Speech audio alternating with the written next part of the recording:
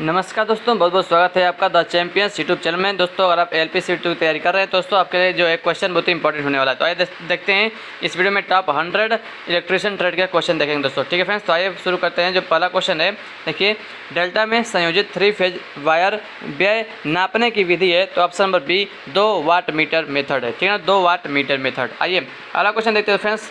एक आदर्श वोल्टेज स्रोत होता है। तो ऑप्शन डी आंतरिक रेजिस्टेंस शून्य होता है। याद रखिएगा, एक आदर्श वोल्टेज स्रोत का जो आंतरिक रेजिस्टेंस होता है वो शून्य होता है। आइडियल वोल्टेज सोर्स का जो इंटरनल रेजिस्टेंस होता है वो शून्य होता है। दोस्तों अगर आप चैनल पर पहली बार आए तो चैनल को सब्सक्राइब जरूर करेगा। ठीक है फ्रेंड्स, आइए अगला क्वेश्चन देखते हैं।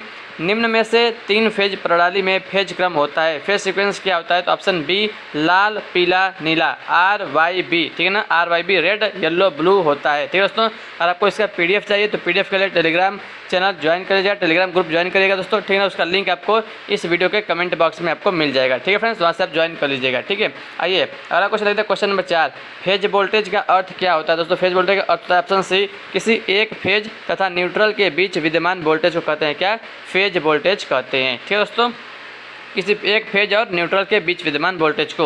और दोस्तों अगर पूछेगा कि लाइन वोल्टेज क्या होता है दोस्तों, तो लाइन वोल्टेज जो है किन्हीं 2 फेजों के बीच जो है जो वोल्टेज होता है उसको हम क्या कहते हैं? उसको लाइन वोल्टेज कहते हैं। ठीक है ना, आइए अगला क्वेश्चन देखते हैं। Question number 5, 3 phase supply line दर्शाने के लिए उपयोग किए जाने वाले अक्षर हैं। तो RYB ऑप्शन नंबर डी। ठीक है, अगला क्वेश्चन है, स्टार कनेक्टेड 3 फेज परिपथ में होता है। क्या होता है दोस्तों? ऑप्शन नंबर डी उपयुक्त सभी होता है। यानी कि स्टार कनेक्टेड 3 फेज परिपथ में न्यूट्रल तार में जो धारा होती है वो शून्य होती है। लाइन वोल्टेज जो है वो बराबर होता है करड़ी में 3 गुणे फेज वोल्टेज के, और लाइन धारा जो है वो फेज धारा के बराबर होता है स्टार कनेक्टेड 3 फेज सर्किट में। ठीक है दोस्तों, तो आइए अगला क्वेश्चन देखते हैं। क्वेश्चन नंबर 7, डेल्टा कनेक्शन में पावर ज्ञात करने का सूत्र क्या होता है डेल्टा कनेक्शन में? तो option number B √3 VL/IL cos φ होता है। ठीक है दोस्तों, यानी कि √3 गुणे लाइन वोल्टेज गुणे लाइन करंट गुणे cos φ होता है। ठीक है फ्रेंड्स, तो आइए इस वीडियो को पूरा जरूर देखें दोस्तों, एक एक क्वेश्चन आपके लिए बहुत ही इंपॉर्टेंट हो जाएगा। ठीक है दोस्तों, बहुत ही इंपॉर्टेंट होगा दोस्तों। अगला क्वेश्चन है, 3 फेज स्टार में जुड़े सर्किट में लाइन वोल्टेज बराबर होती है। तो ऑप्शन नंबर डी करड़ी में 3 गुणे फेज वोल्टेज के, करड़ी में 3 गुणे फेज वोल्टेज के। अगला क्वेश्चन देखते हैं, सप्लाई में कोणीय विस्थापन होता है। दोस्तों सप्लाई में कोणीय विस्थापन option number B 120 degree electrical होता है। ठीक है ना, अगला क्वेश्चन देखते हैं, चित्र में दर्शाए गए परिपथ में न्यूट्रल चालक में धारा होगी। फ्रेंड्स इसमें पूछा है कि न्यूट्रल में कितना करंट फ्लो करेगा दोस्तों। तो आप देख सकते हैं कि देखिए ऑप्शन नंबर डी 0, क्योंकि दोस्तों यहाँ पर सब 20-20 ओम के यहाँ पे जो है लगे हुए हैं, सब सेम लगे हुए हैं दोस्तों। तो 0 धारा न्यूट्रल में करंट 0 बहेगा। ठीक है, 2 वाट मीटर विधि में जो है कुल पावर की मात्रा होगी। तो option number B W = W1 + W2 होगी। ठीक है, अगला क्वेश्चन देखते हैं। क्वेश्चन नंबर 12, 3 फेज असंतुलित लोड में पावर हेतु अपनाई गई विधि का प्रकार है। ऑप्शन सी 3 वाट मीटर विधि। 3 वाट मीटर विधि, क्योंकि दोस्तों 3 फेज जो है असंतुलित लोड है, असंतुलित लोड है, अनबैलेंस लोड है, इसलिए हमको जो है 3 वाट मीटर की आवश्यकता होगा। लेकिन अगर दोस्तों वही बैलेंस लोड होता तो हम जो है सिंगल वाट मीटर से भी जो है माप लेते हैं और 3 से गुणा कर देते तो हम जो है 3 फेज का पावर जो है हमको पता चल जाता है। ठीक है ना, अगला क्वेश्चन देखते हैं, डेल्टा संयोजन में लाइन तथा फेज धारा में संबंध क्या होता है? डेल्टा संयोजन में दोस्तों लाइन और फेज धारा के बीच। तो ऑप्शन ए जो लाइन करंट होता है वो फेज करंट का √3 गुना होता है। तो ऑप्शन नंबर ए वाला करेक्ट हो जाएगा। ठीक है ना, अगला क्वेश्चन देखते हैं। क्वेश्चन नंबर 14, 3 फेज वाइंडिंग में स्टार कनेक्शनों की संख्या होगी। 3 फेज वाइंडिंग में स्टार कनेक्शनों की संख्या होगी। तो इसमें से देख लीजिए कौन सा जो है स्टार कनेक्शन होगा। तो ऑप्शन नंबर ए वाला जो है यही स्टार कनेक्शन है। ठीक है ना, ए वाला। आइए अगला क्वेश्चन देखते हैं, बहुफेज विद्युत प्रणाली में सक्रिय शक्ति निर्भर करती है। तो ऑप्शन नंबर ए पावर फैक्टर पर निर्भर करती है। ठीक है फ्रेंड्स, अगला क्वेश्चन है, फेज वोल्टेज को मापा जाता है। ऑप्शन बी फेज व न्यूट्रल के बीच। ठीक है ना, फेज व न्यूट्रल के बीच फेज वोल्टेज को मापा जाता है, और 2 फेजों के बीच में जो है लाइन वोल्टेज को मापा जाता है। ठीक है, अगला क्वेश्चन है, डेल्टा कनेक्शन में लाइन को वोल्टेज फेज धारा से रखा जाता है। डेल्टा कनेक्शन में लाइन को वोल्टेज फेज धारा से रखा जाता है 30 डिग्री पीछे। कितना? 30 डिग्री पीछे रखा जाता है डेल्टा कनेक्शन में, याद रखिएगा। अगला क्वेश्चन है, किसी श्रेणी अनुनादी परिपथ की अनुनादी आवृत्ति को ज्ञात करने का सूत्र क्या होगा? तो F = 1/2 पाई √LC। ठीक है ना, इंपॉर्टेंट क्वेश्चन है। चित्र में दर्शित परिपथ के कुल प्रेरकत्व का मान बताइए। देखिए यहाँ पे L1 10 मिली हेनरी है, L2 5 मिली हेनरी है, L3 5 मिली हेनरी है। ठीक है, तीनों जो है वो पैरेलल में लगे हुए हैं दोस्तों, तीनों जो है किस में लगे हैं, समांतर क्रम में लगे हैं। तो कुल प्रेरकत्व तो कितना होगा दोस्तों, देखिए यहाँ पे ऑप्शन दिया है, ऑप्शन ए करेक्ट होगा। कुल प्रेरकत्व तो लघुत्तम प्रेरकत्व से कम है। ठीक है ना, यानी कि देखिए 10 5 5 लगा है दोस्तों, जो 5 मिली हेनरी है ना, तो 5 मिली हेनरी से भी इसका कम जो है प्रतिरोध होगा। इसको कैसे निकाल सकते हैं आप, 1/1/10 प्लस 1/5 प्लस 1/5 से आप इसको निकाल देंगे। ठीक है दोस्तों, आइए आगे बढ़ते हैं। यानी कि जैसे कि रजिस्टर में दोस्तों पर जो है समांतर में जुड़ा होता है, तो उसी प्रकार इसमें भी वही होता है सेम। ठीक है ना, डेल्टा कनेक्शन होता है तो डेल्टा कनेक्शन में डी, ऑप्शन डी, लाइन धारा बराबर √3 गुणे फेज धारा होता है डेल्टा कनेक्शन में। अगला क्वेश्चन है, स्टार कनेक्शन में लाइन को वोल्टेज से फेज धारा से रखा जाता है, 30 डिग्री आगे रखा जाता है। साइन वेव के लिए धारा का RMS मान शिखर मान का होता है, कितना होता है, ऑप्शन सी, शिखर मान का 0.707 होता है। अगला क्वेश्चन देखते हैं, नीचे दिए गए परिपथ में पावर फैक्टर का मान होगा। पावर फैक्टर का मान इसे आपको बताना है दोस्तों, तो ऑप्शन नंबर सी 0.5 जो है लैगिंग, 0.5 लैगिंग होगा। ठीक है दोस्तों, देखिए क्योंकि दोस्तों W1 जो है यहाँ पे देखिए, जो W1 है ये जो है 3.7 किलोवाट का रीडिंग दे रहा है, लेकिन दोस्तों जो W2 है देखिए यहाँ पे मतलब कुछ भी रेटिंग नहीं दे रहा है। ठीक है ना, जीरो रीड कर रहा है, जीरो। यानी कि दोस्तों केवल अगर एक जो है वाट मीटर रीड कर रहा होता है, दूसरा कुछ रीड नहीं कर रहा होता है दोस्तों, तो जो पावर फैक्टर होता है वो 0.5 होता है, याद रखिएगा। ठीक है दोस्तों, यानी कि इसको आपको याद रखना पड़ेगा कि पॉइंट, अगर एक वाट मीटर कुछ रीड नहीं कर रहा है, पहला रीड कर रहा है तो जीरो होगा, यानी कि 0.5 जो है लैगिंग जो है पावर फैक्टर होगा। ठीक है ना, अगला क्वेश्चन है, न्यूट्रल प्राप्त किया जाता है, तो ऑप्शन बी, स्टार कनेक्शन से जो है न्यूट्रल प्राप्त किया जाता है। ठीक है ना, डेल्टा में न्यूट्रल वायर नहीं होता है। ठीक है ना, अगला क्वेश्चन दोस्तों क्या है, एक 3 फेज असंतुलित लोड के लिए होना चाहिए, तो क्या होना चाहिए, ऑप्शन नंबर ए करेक्ट है, प्रत्येक फेज का पावर फैक्टर लोड के अनुसार होना चाहिए। प्रत्येक फेज का पावर फैक्टर लोड के अनुसार होना चाहिए। ठीक है ना, अगला क्वेश्चन है, 3 फेज स्टार प्रणाली में पावर का मान बराबर होता है। 3 फेज स्टार प्रणाली में ऑप्शन नंबर बी, √3 गुणे लाइन वोल्टेज गुणे लाइन करंट गुणे पावर फैक्टर, यानी कि √3 VL/IL cos φ होता है। ठीक है ना, अगला क्वेश्चन है, नीचे दिए गए परिपथ में न्यूट्रल तार में धारा का मान होगा। देखिए 35 ओम 35 ओम 35 ओम, तो न्यूट्रल में कितना धारा होगा दोस्तों, 0, ऑप्शन नंबर बी 0 धारा होगा। ठीक है ना, अगला क्वेश्चन है, पावर मापने की 2 वाट मीटर विधि में यदि 1 वाट मीटर की रीडिंग ऋणात्मक हो तो लोड के पावर फैक्टर का मान होगा, तो 0.5 से कम होगा दोस्तों, याद रखिएगा। अगर एक जो है कुछ रीड कर रहा है, मान लीजिए कुछ भी रीड कर रहा है, और दूसरा जो है पावर जो दूसरा मतलब वाट मीटर है वो अगर निगेटिव रीड कर रहा है, कुछ ऋणात्मक रीड कर रहा है, तो जो पावर फैक्टर होगा ना वो 0.5 से कम होगा।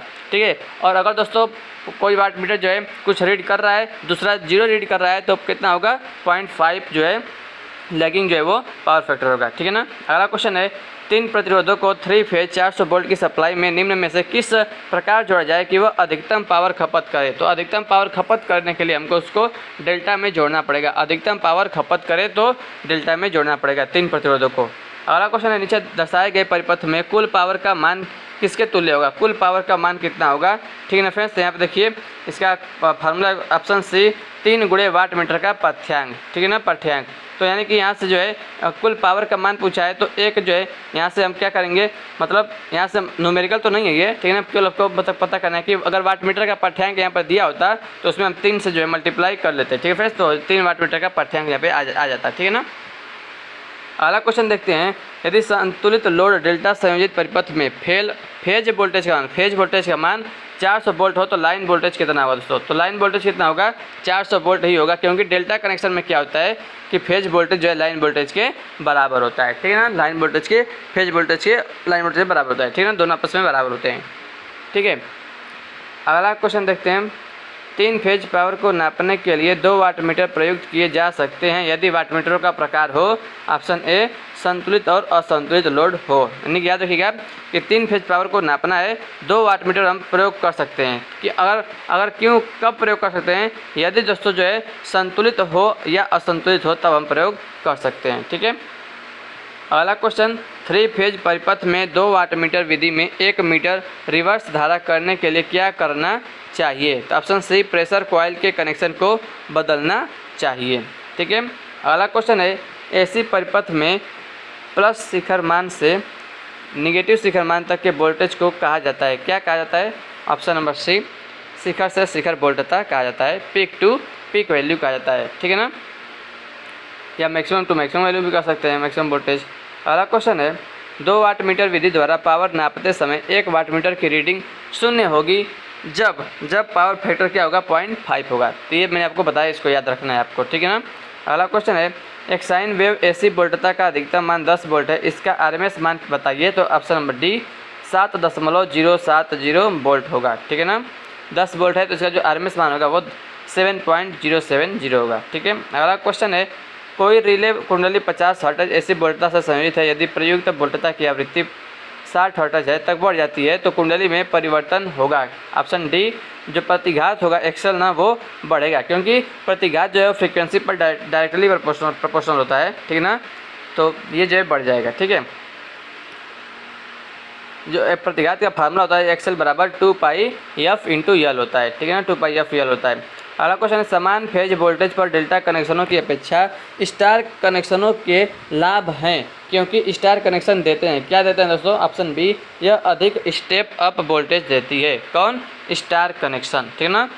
समान फेज वोल्टेज पर डेल्टा कनेक्शनों की अपेक्षा स्टार कनेक्शनों के लाभ हैं, क्योंकि स्टार कनेक्शन क्या देते हैं, अधिक स्टेप अप वोल्टेज देती हैं। अगला क्वेश्चन देखते हैं निम्न में से 3 फेज डेल्टा में जुड़े संतुलित लोड में पावर बराबर होती है। ऑप्शन डी ए और सी दोनों। ए दिया है 3 गुणे फेज वोल्टेज गुणे लाइन वोल्टेज गुणे मतलब 3 गुणे फेज वोल्टेज गुणे फेज करंट गुणे पावर फैक्टर, और सी वाला है √3 गुणे लाइन वोल्टेज गुणे लाइन करंट गुणे पावर फैक्टर, ठीक है। अगला क्वेश्चन देखते हैं 2 वाट मीटर विधि से पावर नापते समय यदि 1 वाट मीटर विपरीत दिशा में रीडिंग दे तब लोड के पावर फैक्टर पर क्या प्रभाव पड़ता है दोस्तों, ऑप्शन ए 0 होता है। याद रखिए दोस्तों हमने 3 चीज़ याद किया इसके बारे में, ठीक है ना। अगर एक पावर फैक्टर कुछ रीड कर रहा है, दूसरा जो है कुछ रीड नहीं कर रहा है, तो पावर फैक्टर 0.5 होता है। और अगर दोस्तों इसमें देखिए क्या दिया कि अगर 1 वाट मीटर जो है विपरीत दिशा में रीडिंग दे रहा है तो पावर फैक्टर क्या होगा, 0 होगा, ठीक है ना। और एक और आया था कि अगर वाट मीटर जो है मतलब 1 वाट मीटर कुछ रीड कर रहा है और दूसरा जो है अगर उतना ही निगेटिव कुछ नहीं, ये तो निगेटिव इसमें है। चलिए मैंने आपको दिखाया था इससे पहले बनाया था, तो ठीक है ना, उसको देख लीजिएगा। आइए आगे बढ़ते हैं। अब देखिए अर्थिंग से क्वेश्चन देखेंगे इस वीडियो में, ठीक है ना। पाइप अर्थिंग में पाइप इलेक्ट्रोड का आंतरिक व्यास कितना होता है, तो 38 मिलीमीटर होता है, 38 mm होता है, ठीक है ना। इंपॉर्टेंट पॉइंट, इंपॉर्टेंट क्वेश्चन है। अगला क्वेश्चन है ELCB का पूरा नाम बताइए दोस्तों, तो अर्थ लीकेज सर्किट ब्रेकर इसका फुल फॉर्म होता है, option number B earth leakage circuit breaker. अगला क्वेश्चन है पाइप अर्थिंग में कास्ट आयरन फ्रेम की साइज होती है, क्या होती है, 30 × 30 सेंटीमीटर होता है, यानी कि 30 सेंटीमीटर × 30 सेंटीमीटर होता है पाइप अर्थिंग में कास्ट आयरन फ्रेम की साइज, ठीक है। अगला क्वेश्चन देखते हैं क्वेश्चन नंबर 4, निम्न में से भू प्रतिरोध टेस्टर किस सिद्धांत पर कार्य करता है। भू प्रतिरोध टेस्टर जो है ऑप्शन नंबर बी प्रतिरोधकता के गिरने पर जो है वो सिद्धांत पर कार्य करता है, प्रतिरोधकता गिरने पर। अगला क्वेश्चन है निम्न में से भू टेस्टर में धारा उत्क्रमण का कार्य होता है, तो ऑप्शन नंबर डी इनमें से कोई नहीं। चलिए इनमें से कोई नहीं तो क्या बताया जाए। अगला क्वेश्चन है नीचे दिए गए चित्र में दर्शाएगा अर्थिंग का प्रकार। दोस्तों यहाँ पर देख सकते हैं ये कौन सी अर्थिंग है, GI पाइप है, अर्थ वायर लिखा है, चारकोल और साल्ट है, तो ये पाइप अर्थिंग है। कौन सा है, pipe earthing, option number B pipe earthing, ठीक है। अगला क्वेश्चन है अर्धचालक किस धारा को पृथ्वी में प्रेषित करने के लिए पथ उपलब्ध करता है, तो ऑप्शन नंबर बी लीकेज धारा को जो है पृथ्वी में भेजने के लिए जो है पथ उपलब्ध कराता है, ठीक है। घरेलू वायरिंग में प्रयुक्त भू संयोजन तार का न्यूनतम आकार होता है, तो कितना होता है, 114 मतलब 145 WG होता है, ठीक है ना, 145 WG होता है। अगला क्वेश्चन देखते हैं फ्रेंड्स, इलेक्ट्रोमैग्नेटिक इंटरफेरेंस का मान उच्च होता है, ऑप्शन ए TNC। इसका मुझे फुल फॉर्म लगता है कुछ होता है, मुझे पता नहीं है, इसका आपको पता बता दीजिएगा, ठीक है ना। इसका मान उच्च होता है TNC, ठीक है। नीचे दिए गए चित्र की पहचान कीजिए, तो ये किसका चिन्ह है दोस्तों, इलेक्ट्रिक मशीन लिखा है, वाटर टैप है, GI पाइप है, ठीक है। ये किस प्रकार का जो है, ये option B water tap earthing है। ये कौन सा है, वाटर टैप अर्थिंग है, ऑप्शन नंबर बी। अगला क्वेश्चन है पावर स्टेशनों के मध्य प्रतिरोध पाया जाता है, तो ऑप्शन नंबर सी 0.5 ओम से 1 ओम तक पाया जाता है। अगला क्वेश्चन है 3 फेज सिस्टम में स्टार पॉइंट से नेटवर्क कनेक्ट रहता है, ऑप्शन बी TN, ठीक है ना, TN। 3 फेज सिस्टम में स्टार पॉइंट से नेटवर्क कनेक्ट रहता है TN, ठीक है। अगला क्वेश्चन है भूचालक किसके लिए भू संपर्कन के पथ का प्रबंध करता है? ऑप्शन बी, अधिक धारा के लिए जो है वो पथ प्रबंध करता है। अगला क्वेश्चन है, प्लेट अर्थिंग में प्रयोग होता है? ऑप्शन तो डी, ए और बी दोनों, कोयला और नमक हम दोनों का प्रयोग करते हैं। जीआई पाइप बने होते हैं? तो option number A, galvanised iron से बने होते हैं। गैल्वेनाइज्ड आयरन से बने होते हैं जीआई पाइप, ठीक है। अगला क्वेश्चन है, प्लेट अर्थिंग में प्लेट इलेक्ट्रोड का न्यूनतम आकार होता है? तो 12.5 × 12.5 सेंटीमीटर होता है, ठीक है ना। प्लेट अर्थिंग में प्लेट इलेक्ट्रोड का न्यूनतम जो आकार होता है वो 12.5 × 12.5 सेंटीमीटर होता है, ठीक है ना। जीआई पाइप का उद्देश्य बताइए, जीआई पाइप का? तो भू संयोजन तार की सुरक्षा, भू संयोजन तार की सुरक्षा। अगला क्वेश्चन है, भूचालक किसके लिए भू संपर्कन के पथ का प्रबंध करता है? तो ऑप्शन नंबर बी, अधिक धारा के लिए। अगला क्वेश्चन, निम्न में से प्लेट भू संयोजन विधि में भू संयोजन प्लेट का आकार होता है? तो 60 × 60 वर्ग सेंटीमीटर, 60 × 60 वर्ग सेंटीमीटर। अगला क्वेश्चन है, पाइप भू संयोजन में गैल्वेनाइज्ड आयरन पाइप का व्यास होता है कितना होता है? ऑप्शन ए, 38 मिलीमीटर होता है, 38 मिलीमीटर होता है। अगला क्वेश्चन है, भू इलेक्ट्रोड प्रतिरोध को मापते समय प्रयुक्त धारा का प्रकार है? भू इलेक्ट्रोड को मापते समय प्रयुक्त धारा का प्रकार है? ऑप्शन नंबर ए, दिष्ट धारा। अगला क्वेश्चन, नमी वाले स्थानों के लिए उपयुक्त विधि का प्रकार है? तो ऑप्शन नंबर बी, प्लेट भू संपर्कन, प्लेट अर्थिंग का हम प्रयोग करते हैं नमी वाले स्थानों में। किसी उपकरण की धात्विक बॉडी को अर्थ से संयोजित करने का कारण होता है? ऑप्शन डी, विद्युत झटका लगने की संभावना को समाप्त करना। अगला क्वेश्चन देखते हैं फ्रेंड्स, मुख्य उप स्टेशन का अर्थ इलेक्ट्रोड प्रतिरोध कितना होता है? तो 1 ओम होता है, 1 ओम। अगला क्वेश्चन है, भू संयोजन प्रणाली का अर्थ प्रतिरोध 2 विधियों से नापा जा सकता है? चित्र में दर्शाई गई विधि कौन सी है? तो बताना है ये दोस्तों कौन सी विधि है, ठीक है, आपको बताना है। तो फ्रेंड्स देखिए, ये ऑप्शन बी, अर्थ टेस्टर विधि है। कौन सा है? अर्थ टेस्टर विधि का फिगर है, ठीक है ना, इसको देख लीजिएगा ध्यान से, ठीक है ना। अगला क्वेश्चन देखते हैं, अर्थ फाल्ट लूप का इम्पीडेंस निम्न में से किस नेटवर्क में उच्चतम होता है? ठीक है, तो option number A, I T में, ठीक है ना। अगला क्वेश्चन है, आपको जो है एग्जाम में भी ऐसा ही ऑप्शन देखने को मिलेगा, ठीक है ना। अगला क्वेश्चन है, अर्थिंग के लिए उपयोग होने वाले राड या पाइप इलेक्ट्रोड का साइज से कम नहीं होना चाहिए? तो ऑप्शन ए, 2.5 मीटर से कम नहीं होना चाहिए। अगला क्वेश्चन है, अर्थ इलेक्ट्रोड का प्रतिरोध बहुत कम होता है, इस कारण निम्न में से कौन सी धारा पृथ्वी में चली जाती है? ऑप्शन सी, लीकेज धारा पृथ्वी में चली जाती है। नेक्स्ट क्वेश्चन, अंतर्राष्ट्रीय मानक IEC 60364 में 2 अक्षरों वाले कोड का प्रयोग करते हुए अर्थिंग व्यवस्था को कितने अवयवों में बांटा गया है? तो ऑप्शन नंबर ए, 3 अवयवों में बांटा गया है। अगला क्वेश्चन है, जब अर्थिंग के लिए पाइप इलेक्ट्रोड का उपयोग किया जाता है तो इसे स्थापित करते समय इसका नीचे वाला सिरा भूमि से कितना ऊपर रखना चाहिए? ऑप्शन ए, 5 सेंटीमीटर ऊपर रखना चाहिए। अगला क्वेश्चन दोस्तों, यदि किसी मशीन आदि के लिए अर्थ इलेक्ट्रोड स्थापित किया जाए तो उनके बीच की दूरी इलेक्ट्रोड की लंबाई, पाइप इलेक्ट्रोड की लंबाई 2.5 मीटर होती है कि कितने गुना से कम नहीं होना चाहिए? दोस्तों ऑप्शन नंबर ए, 6 गुना से कम नहीं होनी चाहिए, ठीक है ना। अगला क्वेश्चन, भू संपर्कन के लिए उपयोग हुए लोहे या स्टील की इलेक्ट्रोड रॉड को कम से कम 16 मिलीमीटर व्यास का होना चाहिए तथा तांबे के लिए न्यूनतम व्यास होना चाहिए कितना? 12.5 मिलीमीटर व्यास होना चाहिए। अगला क्वेश्चन देखते हैं फ्रेंड्स, आइए। अगला हमारा चैप्टर शुरू हो जाता है बेसिक इलेक्ट्रॉनिक्स से। ये भी जो है इलेक्ट्रिशियन ट्रेड में से भी क्वेश्चन आएगा, ठीक है ना। अर्धचालकों का प्रतिरोध ताप गुणांक सदैव कैसा होता है? तो सदैव ऋणात्मक होता है, सदैव ऋणात्मक होता है। अगला क्वेश्चन देखते हैं, एक अर्धचालक की प्रतिरोधकता निर्भर करती है, किस पर निर्भर करती है? तो परमाणु के प्रकार पर निर्भर करती है, उसके मटेरियल पर डिपेंड करती है, ठीक है ना, आखिर वो किस प्रकार का परमाणु है। अगला क्वेश्चन है, डायोड की PVI रेटिंग होती है? ऑप्शन ए, प्राथमिक वोल्टेज का निम्नतम मान होता है, प्राथमिक वोल्टेज का निम्नतम मान। अगला क्वेश्चन है, LED में फिलामेंट के अभाव में धारा की आवश्यकता होती है? तो ऑप्शन बी, कम होती है। LED में फिलामेंट के अभाव में धारा की आवश्यकता कम होती है, ठीक है ना। PDF के लिए दोस्तों टेलीग्राम ग्रुप है, ज्वाइन कर लीजिएगा, जिसका लिंक आपको कमेंट बॉक्स में मिल जाएगा, ठीक है ना, उसको क्लिक करके ज्वाइन कर लीजिएगा, ठीक है ना। या कोई क्वेश्चन होगा तो मुझसे कुछ क्वेश्चन पूछना होगा दोस्तों, तो मेरा जो है व्हाट्सअप नंबर है, मोबाइल नंबर है 9889792600 पर आप कॉन्टैक्ट कर सकते हैं, ठीक है, एनी टाइम कर सकते हैं, ठीक है। अगला क्वेश्चन है, अर्धचालक का प्रकार नहीं है? ऑप्शन सी, आर्सेनिक जो है वो अर्धचालक नहीं है, बाकी जो सिलिकॉन है, जर्मेनियम है, ये दोनों क्या है? अर्धचालक हैं, ठीक है ना।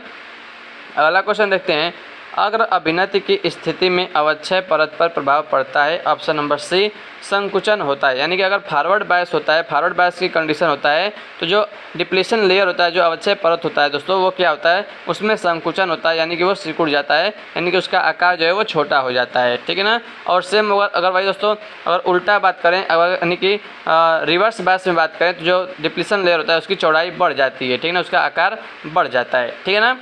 आइए आगे देखते हैं अगला क्वेश्चन। नीचे दिए गए चित्र में दर्शाया गया अर्धचालक ये कौन सा है दोस्तों? यहाँ पर लिखा भी है IN बीच में लिखा है, इंडियम लिखा हुआ है, ठीक है ना। तो यानी कि किस प्रकार का है दोस्तों? यहाँ पर एक देखिए आप होल, आपको होल दिख रहा होगा दोस्तों। तो यहाँ पर अगर होल दिख रहा है तो option number C P type जो है ये P टाइप अर्धचालक हो जाएगा, ठीक है ना। अगर एक इलेक्ट्रॉन अगर एक्स्ट्रा रहता दोस्तों तो वो N टाइप हो जाता है। अगला क्वेश्चन देखते हैं। डायोड के अग्रबायस प्रतिरोध का मान सदैव होता है। डायोड के अग्रबायस प्रतिरोध का मान सदैव कैसा होता है? ऑप्शन सी निम्न होता है, ठीक है। नेक्स्ट क्वेश्चन देखते हैं फ्रेंड्स। निम्न में से जर्मेनियम का ब्रेकडाउन वोल्टेज होता है कितना होता है? 0.75 इलेक्ट्रॉन वोल्ट जर्मेनियम का ब्रेकडाउन वोल्टेज होता है। पीएन संधि डायोड प्रयुक्त किया जाता है। पीएन संधि डायोड जो है ऑप्शन सी दिष्टकरण के लिए। दिष्टकरण यानी कि रेक्टिफिकेशन के लिए। रेक्टिफिकेशन का मतलब होता है AC को DC में बदलने के लिए, ठीक है ना। अगला क्वेश्चन है एक पीएन संधि की मोटाई कितनी होता है? तो ऑप्शन डी 10⁻⁶ मीटर होता है। 10⁻⁶ मीटर होता है दोस्तों, ठीक है ना। अगला क्वेश्चन है प्रकाशीय डायोड का संकेत कैसा था? प्रकाशीय डायोड यानी कि लाइट इमिटिंग डायोड का सिंबल कौन सा है? ऑप्शन सी वाला दोस्तों। ऑप्शन सी वाला जो है, ऑप्शन सी वाला प्रकाशीय डायोड का सिंबल है, ठीक है ना। और फोटो डायोड का था, फोटो डायोड तो जो डी वाला है ना, वो नहीं लाइट, वो ऑप्शन जो डी वाला है लाइट इमिटिंग डायोड का है, यानी कि जो लाइट को उत्सर्जित करता है। और जो सी वाला ये प्रकाशीय डायोड का है, ठीक है ना, फोटो डायोड का है। चलिए इस पर लाइट गिरता है तब ये जो है एक्टिव होता है, ठीक है। अगला क्वेश्चन है कि पी प्रकार के अर्धचालकों में बहुसंख्यक धारावाहिक के रूप में होते हैं। देखिए दोस्तों पी प्रकार का है तो होल जो है, जो होल्स होते हैं वो बहुसंख्यक होते हैं, मेजॉरिटी में होते हैं। और एन प्रकार में जो है बहुसंख्यक होते हैं वो इलेक्ट्रॉन होते हैं, ठीक है ना। अगला क्वेश्चन देखते हैं। ओके पर अर्धचालकों का प्रतिरोध सदैव होता है। ऑप्शन नंबर सी अनंत होता है, ठीक है ना। ओके पर अर्धचालकों का प्रतिरोध, ओके क्या होता है आप बताइएगा। एलईडी की पावर रेटिंग की इकाई होती है तो option number B milliwatt, milliwatt. अगला क्वेश्चन है एलईडी का अनुप्रयोग किया जाता है। ऑप्शन नंबर डी ये सभी में, एम्बेडेड सिस्टम में भी, पावर सूचक में भी, 7 सेगमेंट डिस्प्ले में भी एलईडी का प्रयोग किया जाता है। तो इन सभी में जो है एलईडी का प्रयोग किया जाता है। अगला क्वेश्चन है सोलर सेल के प्रतीक चिन्ह का चुनाव कीजिए। सोलर सेल का आपको जो है सिंबल देखना है कि चारों में से कौन सा है, ठीक है ना। तो ऑप्शन नंबर ए वाला जो है, ऑप्शन नंबर ए वाला क्या है, यही सोलर सेल का सिंबल है, ए वाला, ध्यान से देख लीजिएगा, ठीक है ना। अगला क्वेश्चन देखते हैं। पीएन संधि में रोधक विभव अधिकतम होने वाली बायस का प्रकार है तो कौन सा है? ऑप्शन नंबर बी पश्च बायस की स्थिति में, ठीक है ना। यानी कि जो रोधक विभव है वो अधिकतम होता है, कब होता है? जब जो है रिवर्स बायस होता है। जब रिवर्स बायस की कंडीशन होता है तब जो है जो रोधक विभव होता है वो मैक्सिमम होता है उस टाइम पे, ठीक है। अगला क्वेश्चन देखते हैं। अगर बायसिस स्थिति में अवक्षय परत की चौड़ाई में क्या परिवर्तन होता है दोस्तों? तो देखिए फ्रेंड्स फॉरवर्ड बायस है तो जो अवक्षय परत की चौड़ाई होती है क्या होती है? घटती है, कम हो जाती है, ठीक है ना। मैंने आपको बताया था अभी थोड़ी देर पहले। अगला क्वेश्चन है शुद्ध जर्मेनियम की 0 डिग्री केल्विन पर प्रकृति होती है। अच्छा दोस्तों ये वाला जो था ना, एक बार मैं आपको दिखा देता हूँ कहाँ गया, ओके वाला, ये वाला। तो फ्रेंड्स ये जो है 0 डिग्री केल्विन पूछ रहा है। 0 केल्विन पर जो है अर्धचालकों का प्रतिरोध सदैव होता है तो अनंत होता है। यानी कि फ्रेंड्स इसका मतलब ये हुआ कि 0 डिग्री केल्विन पर जो अर्धचालक होते हैं वो प्रतिरोध अनंत होने का मतलब है कि वो कुचालक की भांति व्यवहार करते हैं, ठीक है ना, कुचालक की भांति। और इसमें क्या होता है, जब हम प्रतिरोध जब जो है इसका हम बढ़ाते हैं, जब अर्धचालकों का जब टेम्परेचर बढ़ाते हैं तो प्रतिरोध क्या होता है? कम होता है और ये चालक बन जाते हैं, ठीक है ना। आइए जो अगला हमारा क्वेश्चन था देखते हैं। देखिए ये घटती है शुद्ध जर्मेनियम की 0 डिग्री केल्विन पर प्रकृति होती है तो कुचालक होती है, वही बात जो है वहाँ भी कर रहा था, ठीक है ना, वही वाला। अगला क्वेश्चन है अर्धचालकों में बंध का प्रकार होता है, कैसा होता है? ऑप्शन सी सहसंयोजी बंध होता है। अर्धचालकों में जो बंध होता है तो फिर कैसा होता है? सहसंयोजी बंध होता है, ठीक है ना, याद रखिएगा। और धातुओं में धात्विक बंध होता है, ठीक है। अगला क्वेश्चन है चित्र में दर्शाई गई युक्ति का नाम बताइए दोस्तों। ये कौन सा युक्ति है? तो ये जीनर डायोड का सिंबल है, जीनर डायोड का सिंबल है, ठीक है। आइए आगे बढ़ते हैं, अगला प्रश्न देखते हैं। पीएन संधि डायोड के अग्र तथा पश्च बायस में प्रतिरोधों का अनुपात क्या होता है? तो 1:10⁴, या इसको हम 10,000 भी कह सकते हैं। 1:10,000 या 1:10⁴ ठीक है। अगला क्वेश्चन देखते हैं, क्वेश्चन नंबर 24। प्रकाश उत्सर्जक डायोड को बनाया जाता है किससे?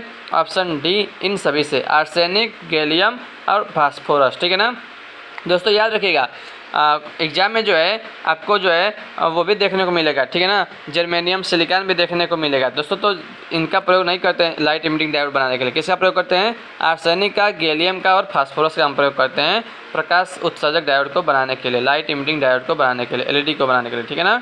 अगला प्रश्न है, निम्न में से अग्र अभिनति यानी कि फॉरवर्ड बायस में एलईडी का अभिलाक्षणिक वक्र होता है। आपको इसमें से पहचानना है कि एलईडी का जो है फॉरवर्ड बायस में कैसा आपके यहाँ से फिगर बनेगा। तो ऑप्शन बी वाला यहाँ पे करेक्ट हो जाएगा। बी वाला को देख सकते हैं यहाँ आप, ठीक है ना फ्रेंड्स, जो एक सरल रेखा बन रहा है, ठीक है ना, ऊपर जो है आप देख सकते हैं बी वाला ऑप्शन, ठीक है।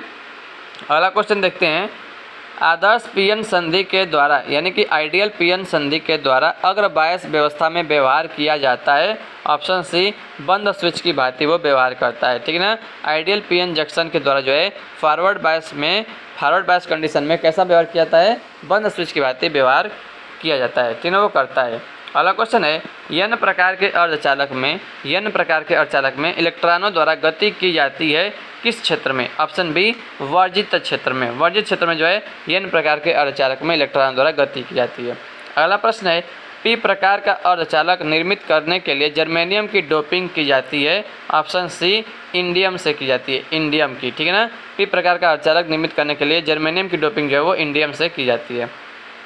अगला क्वेश्चन है, पीएन संधि पर रोधक विभव होता है कितना होता है? लगभग 0.2 वोल्ट होता है, लगभग 0.2 वोल्ट होता है। अगला प्रश्न देखते हैं फ्रेंड्स, गैलियम आर्सेनिक को कहा जाता है, क्या कहा जाता है? ऑप्शन बी यौगिक अर्धचालक कहा जाता है। क्या कहते हैं? यौगिक अर्धचालक कहते हैं।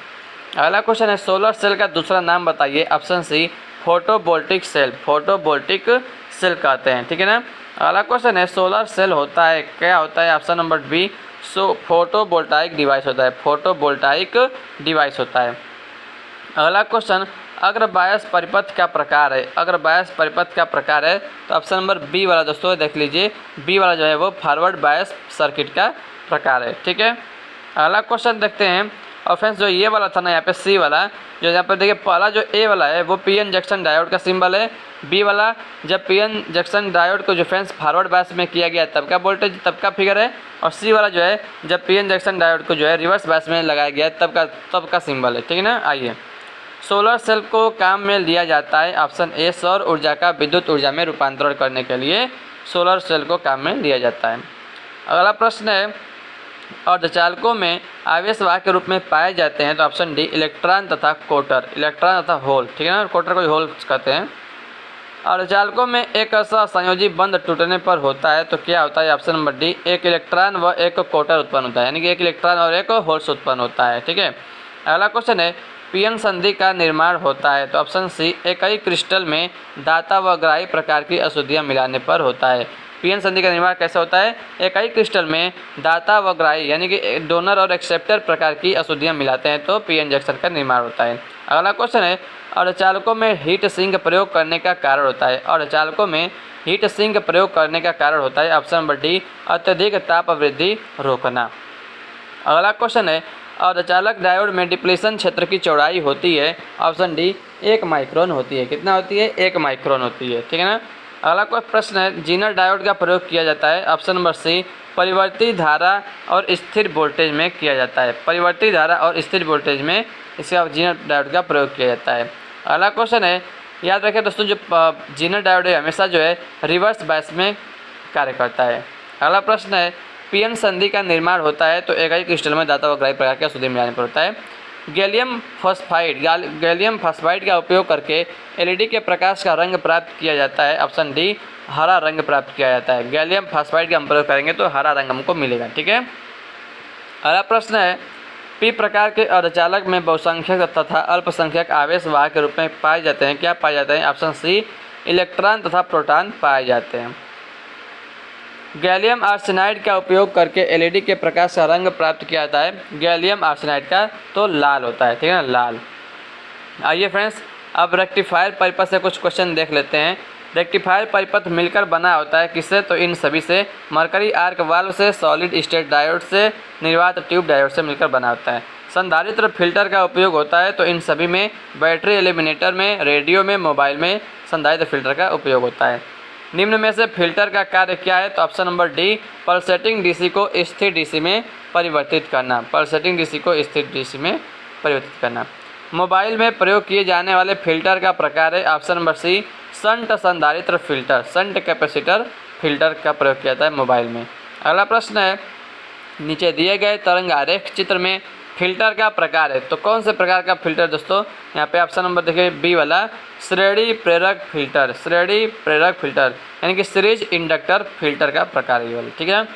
पैसिव फिल्टर में कौन से तत्व उपयोग नहीं किए जाते हैं? पैसिव फिल्टर में ऑप्शन ए, ट्रांजिस्टर प्रयोग नहीं किया जाता है। अगला प्रश्न है, निम्न में से पूर्ण तरंग रेक्टिफायर यानी फुल वेव रेक्टिफायर की प्रतिशत दक्षता कितनी होती है? ऑप्शन नंबर डी, 81.2% होता है। अगला क्वेश्चन है, पूर्ण तरंग रेक्टिफायर में डायोड की संख्या होती है तो कितना होता है दोस्तों? पूर्ण तरंग रेक्टिफायर में 2 होता है, ठीक ना। और ब्रिज रेक्टिफायर में पूछेगा दोस्तों, ब्रिज रेक्टिफायर में तो 4 होता है, ठीक ना। और अगर हाफ वेव रेक्टिफायर में पूछेगा और तरंग रेक्टिफायर में पूछेगा तो उसमें डायोड कितना होता है? सिंगल 1 होता है, ठीक है।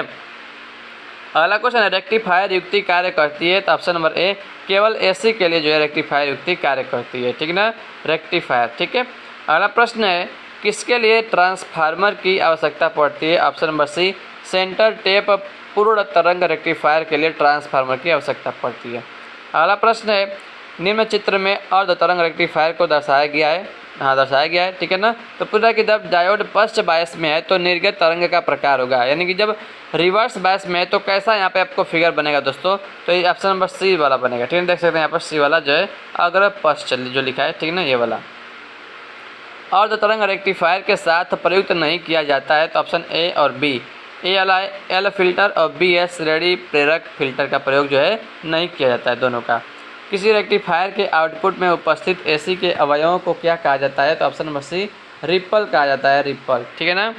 अगला प्रश्न है, एक अर्ध तरंग रेक्टिफायर के लिए रिपल फैक्टर होता है तो ऑप्शन नंबर बी वाला 1.21 होता है, ठीक है ना, एक अर्ध तरंग रेक्टिफायर के लिए रिपल फैक्टर। नीचे दिए गए तरंग आरेख चित्र में रेक्टिफायर का प्रकार है, कौन सा ये प्रकार दिया गया दोस्तों? ऑप्शन नंबर ए, सेंटर टेप रेक्टिफायर, क्योंकि आप देख सकते हैं बीच में से एक तार जुड़ा हुआ है, ठीक है ना, ये सेंटर टेप रेक्टिफायर है। रेक्टिफायर का प्रयोग किया जाता है दोस्तों ऑप्शन नंबर डी, उपयुक्त सभी। एसी को डीसी में बदलने के लिए भी किया जाता है, पावर सप्लाई के रूप में भी किया जाता है और रेडियो सिग्नल डिटेक्टर के रूप में भी किया जाता है। अगला क्वेश्चन है, रेक्टिफायर परिपथ में प्रयुक्त डायोड द्वारा कार्य किया जाता है ऑप्शन बी, अग्र बायस में धारा प्रवाह करता है, अग्र बायस में धारा प्रवाह करता है। अगला प्रश्न है, डायोड रेक्टिफायर द्वारा बदला जा सकता है ऑप्शन सी, एसी को डीसी में बदला जा सकता है। अगला प्रश्न, रेक्टिफायर परिपथ का प्रकार है ऑप्शन ए, एक डायोड परिपथ, एक डायोड परिपथ, ठीक है। अगला क्वेश्चन देखते हैं, नीचे दिए गए चित्र में परिपथ रेक्टिफायर का प्रकार है फ्रेंड्स तो ऑप्शन नंबर बी, अर्ध तरंग रेक्टिफायर, क्योंकि देखिए इसमें सिंगल एक ही डायोड यहाँ पर लगा हुआ है फ्रेंड्स, तो ये हाफ वेव रेक्टिफायर है, अर्ध तरंग रेक्टिफायर है, ठीक है। अगला क्वेश्चन देखते हैं, श्रेणी प्रेरक फिल्टर में प्रेरक को लोड के साथ जोड़ा जाता है ऑप्शन नंबर बी, श्रेणी क्रम में जोड़ा जाता है। श्रेणी प्रेरक फिल्टर में जो प्रेरक को लोड के साथ श्रेणी क्रम में जोड़ा जाता है। अगला क्वेश्चन देखते हैं, किस यंत्र में एसी मापन के लिए सेतु रेक्टिफायर प्रयोग किया जाता है? तो ऑप्शन ए, थर्मोकपल, ठीक है। किस यंत्र में? थर्मोकपल में एसी मापन के लिए सेतु रेक्टिफायर यानी कि ब्रिज रेक्टिफायर का प्रयोग किया जाता है। अगला क्वेश्चन, अर्ध तरंग रेक्टिफायर की तुलना में पूर्ण तरंग रेक्टिफायर से कम प्राप्त होता है क्या? इनमें से कोई नहीं, ठीक है। अगला क्वेश्चन, नीचे दिए गए चित्र में दर्शाया गया परिपथ फिल्टर है, कौन सा फिल्टर है दोस्तों? यहाँ पर यल आपको दिखा होगा, यल लगा है तो एल फिल्टर ही होगा, और यानी कि एल भी लगा है और भी यहाँ पर देखिए ग्राउंड भी किया गया है, तो ये श्रेणी प्रेरक फिल्टर, हाँ वही तो मैंने बोला, श्रेणी मतलब जो है यल को श्रेणी में लगाया गया है तो इसको हम श्रेणी प्रेरक फिल्टर बोलेंगे, ठीक है। अर्ध तरंग रेक्टिफायर में पूर्ण तरंग रेक्टिफायर की तुलना में रिपल का मान होता है तो ज़्यादा होता है। हाफ वेव रेक्टिफायर में जो है रिपल फुल वेव रेक्टिफायर की तुलना में अधिक होता है, ठीक है, क्योंकि इसमें एक ही डायोड लगा होता है और पूर्ण तरंग में 2 रेक्टिफायर लगा होता है, ब्रिज में 4 लगा होता है, उसमें और कम रिपल होगा। एक पूर्ण तरंग रेक्टिफायर परिपथ निवेशित तथा निर्गत वोल्टता के साथ दर्शाया जाता है, ठीक है ना। तो अतः डायोड 2 से प्राप्त निर्गत वोल्टता है। तो देखिए ऑप्शन नंबर सी, बी और डी दोस्तों यहाँ पे जो है डायोड 2 से प्राप्त निर्गत वोल्टता है।